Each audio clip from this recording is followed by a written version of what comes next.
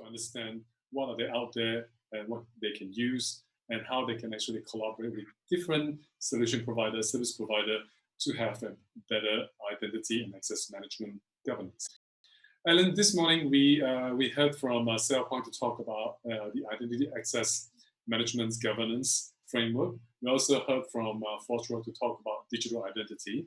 And they both basically, as we mentioned, a bit of things on the zero trust environment, which you are going to basically delve into it. So Allan Tan, VP of Sales, IAM ASEAN for Thales. Allan is going to talk about trusted access in a zero trust world. In this presentation, so he will discuss how identities are becoming the new security parameter in a zero trust world. And which is true, actually, in the legal side of the event that we do, a lot of people are very concerned about data privacy and their data being hacked and being used in different manner. So how to best implement access management framework, how to help organization remain secure in a scale and distributed networking environments. Allan, back to you for your presentation. Again, if you guys have any questions, put it on the chat box and in the question box. I will hold it up. Thank you. All right, thank you very much, Jeffrey, for the introduction. Hi, my name is Allan, and I'll be talking about securing identities in the zero trust world that you've heard from the last two presentations. So I've been in Thales for the last 22 years, various positions. So here I'll be talking about how to secure digital identities, making sure you use of smart single sign-on solutions and universal authentication methods. So just to share a little bit about Thales and Gemalto, we were previously Gemalto. We have been now combined with Thales. We are a strong team, a global cybersecurity company, all right? So Thales is a huge company, and we are one of the global business unit within Thales itself. Part of Gemalto and part of Thales combining to form the digital cybersecurity business unit within Thales Group. Okay, so here we talk about all of us going into digital, and part of it is our digital life cycle that we are, how to transform each one of us, our identity into a digital identity. Subsequently, being able to manage our authentication and access to the different services within the digital world. Subsequently, data encryption, and part of it is also crypto account deletion after you have left the account, the company. All right. So from reality right now, we are moving from to a no perimeter reality. In other words, you have to really secure everything that you have, and part of it is the identity. So what do you mean by zero trust? You heard from the last two presenters. So organizations no longer just automatically trust anything they have inside or outside them. They have to make sure that they don't trust anybody. All right. So they have to leverage on a lot of flexible security, apply down to the application level, down to the location, and any other data that can help them establish who they really are. Okay. So rather than trusting the network to some extent, zero trust. They make sure they put in all efforts to protect applications and data, whoever access it, when they access it, etc. So one of the largest segment of growth in the cloud market is software as a service. Revenue is growing. So more and more of us are starting to use cloud services easily, more readily. But all the more we have to secure them. Office 365 is one of the largest one growing. Everyone is supposed to use it in a certain matter of time. So from a perimeter security, what we know today, a lot of us, we use a VPN to access all our different applications, be it email, our network security, etc. But it's changing right now. Very soon you will have to use a cloud application like Office 365. You probably need a different password or even the same username or different password, etc. But for certain enterprises, they not only use Office 365, they use different applications like Salesforce.com, Workday, AWS, etc. So more and more of these users will start to have more and more username and passwords. How are you going to manage this? Security will be a nightmare. Identifying them will be a nightmare. This is where security breaches can really happen. And that's why hackers know that as well. They are targeting all these cloud services as a very possible attack to get your identity. So all the more we have to start protecting them. I think one of the main causes of the data breaches, hackers goes in to steal data. But how do they go in? They steal your identity. And then they can reach the data that's supposed to be protected by the company itself. So many enterprises start to use more and more cloud application. On an average enterprise use about 27 different cloud applications. So you can imagine the nightmare the IT admin got to go through about managing the passwords, authenticating them, securing their network itself. So what's the consideration for zero trust? In other words, perimeter security now no longer offers any protection. Users can access sensitive data by bypassing any perimeter, even when they're outside the network itself. The login page for some of these cloud applications are also easily manipulated to capture your data, your identity itself. And more right now, there are more compliance regulations put in place to ensure that you protect these identities.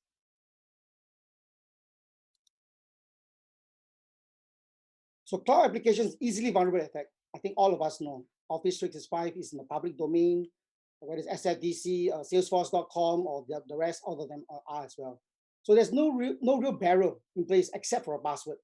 Subsequently, now they are starting to add more and more multi-factor authentication. Password can be easily shared as well. So how do they actually capture your identity? It's pretty simple, right? So sometimes they will send in a phishing email. The user will have to enter the credentials on those login page, which could potentially be compromised. The hackers harvest these credentials itself and then impersonate you. So I've been talking about enterprises having more and more cloud applications. At the same time, hackers are out there looking out for your digital identity itself. And a good example for my enterprise of my day itself, my work day, there will be many applications that I do access that's out in the cloud. Office 365, Salesforce.com, the different cloud applications that we have. Can you imagine that if I have to remember every single username and password, there'll be multiple logins and definitely a lot of sensitive data out of these applications. So what's the best practice? that we are trying to propose. So one thing is that data breaches has been driving a lot of this adoption, the access management adoption. 94% of these organizations realize that their data breaches has been happening in the last 12 months. And 38% of these companies right now is asking the CISO office to improve on this readiness to protect them. And how do they do that? Driving access management adoption. So right now, more and more they are trying to control the access to the specific data right now, down to the application, down to the data, not just looking at the identity of the person. So besides authentication, they are also looking to access management. When they need to access even a more sensitive data with access into the network itself, they will be further authenticated. So how do you do that? By utilizing next generation authentication methods, access management itself. So here we talk about the different capability to log in, the network through the cloud, IT people, legacy networks, and VDIs. All right. We have authentication there, which we all understand 2FA, the different authentication SMS. Right now, besides that, we are also talking about devices. What are devices have been accessing that you're using and where you are. At the same time, session management as well.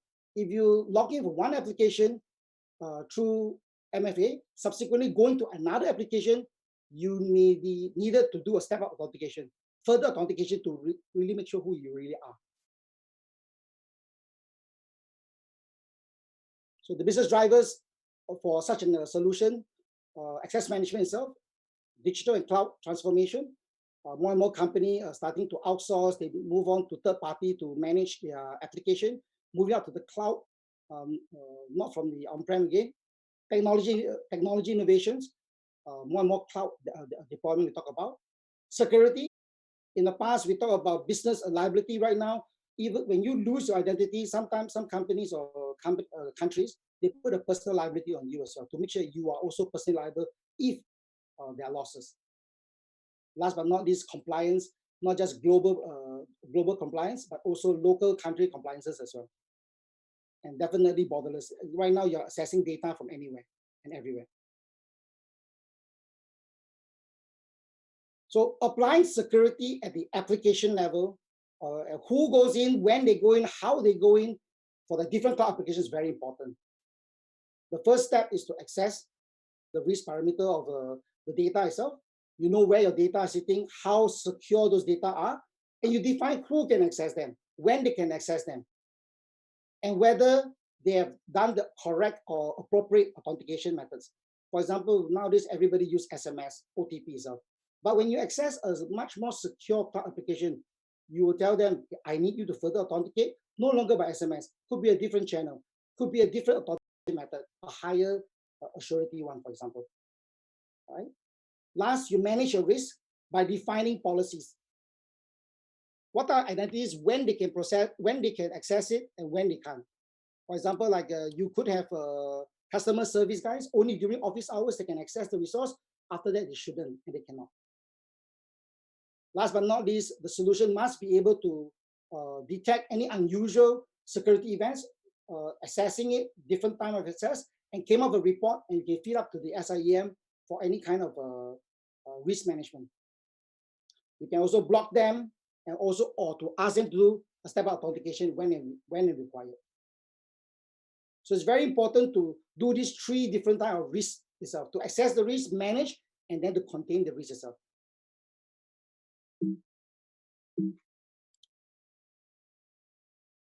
So coming back to the previous picture whereby we have a whole lot of people assessing different cloud applications. Right now, with the right level of security to the different applications and using a consolidated multi-factor authentication, the IT admins will be able to use one way to manage. At the same time, for standard users itself, when they have accessing the Office 365 from a local network, they can also authenticate themselves once. And for the other users as well.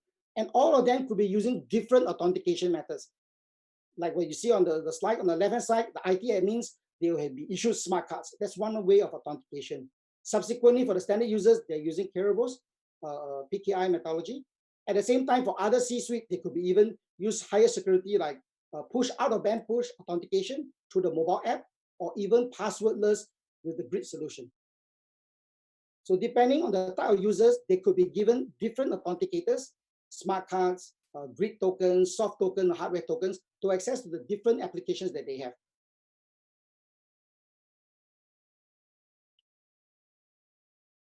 So examples of risk mitigation on the different type of authentication capabilities. So you can access the 365 from a local network. The risk is low because you're in a local network itself. So it's transparent, contextual. They know that you're in the IP network. They don't need to authenticate you. Subsequently, when you are accessing it from the outside on a known device, well, the risk is minimum. So they push an OTP to you on the mobile app itself, once for every session itself. So different applications itself, they do it different. For example, like you're going through a public, the Office 365 from outside, from an unmanaged device, from let's say the laptop that's on in the airport itself. This is very high. It means every time they log in, they will have to push an OTP to you, not just once. Public intranet as well is a public intranet application is low. They do it once. Same goes for example, one of the questions that was asking by one of the users was remote log access from China. Right now, if there are different access policies set, they can say it's very, very hard. You really need to be sure who you really are. They give them a smart card to do every login itself through VPN from China itself to make sure who they really are. So with the broadest authentication capabilities, that's what we do. So coming back to what we do, Thales, what we offer is basically a solution that is able to set access policies using single sign-on and as well as some contextual attributes for all the different users of your enterprise to perform step-up authentication when needed to all the different cloud applications you have.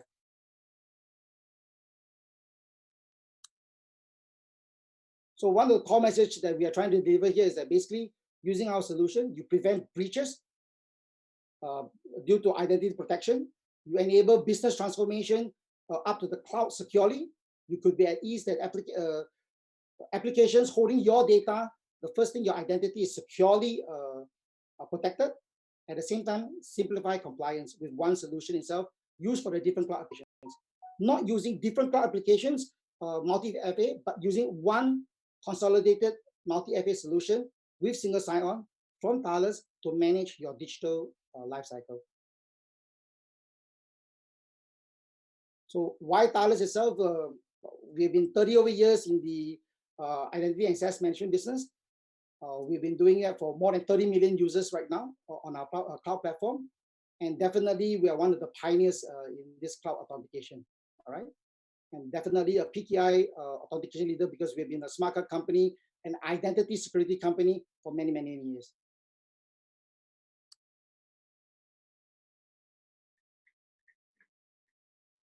I'll be able to take any questions from here. My first time talking to a computer without any reaction from the audience. So let's try. It's okay, Allan.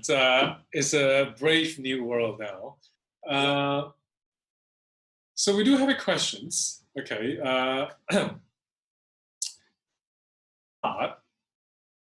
Is hard OTP is more secure than soft OTP? I'm actually not so sure how to understand it. Maybe to a certain, I'll read it as they are using a hardware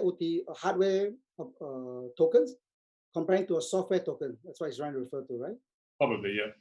Okay, so to answer the question, hardware tokens will come with its own associated problems.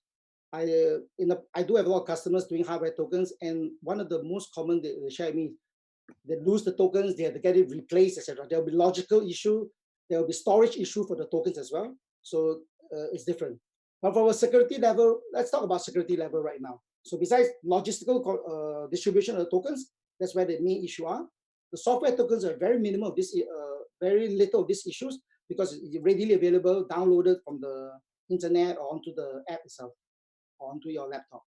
All right. Coming to the security itself, right now, the security has been improving all along.